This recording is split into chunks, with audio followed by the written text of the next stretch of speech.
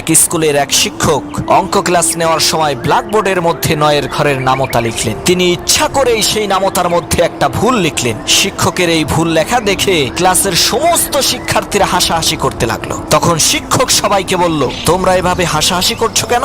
সবাই বলল, স্যার আপনি তো নামতা লিখতে যেয়ে ভুল করেছেন। তখন স্যার বলল, এই পুরো নামতার মধ্যে আমি মাত্র একটা ভুল করেছি, এর জন্য তোমরা সবাই হাসাহাসি করলে, ঠাট্টা বিদ্রুপ করলে, আর সবগুলো যে ঠিক লিখেছি তার জন্য তো কেউ প্রশংসা করলে না। আমাদের এই দুনিয়াটাও ওই ক্লাসরুমের মতোই, কেউ যদি 1000টা ভালো কাজ করে তার প্রশংসা করার জন্য একজনও থাকে না, কিন্তু সেই লোকটা যদি কোনো ক্রমে একটা ভুল করে বসে তাহলে তার বদনাম করার জন্য লোকের অভাব থাকে না।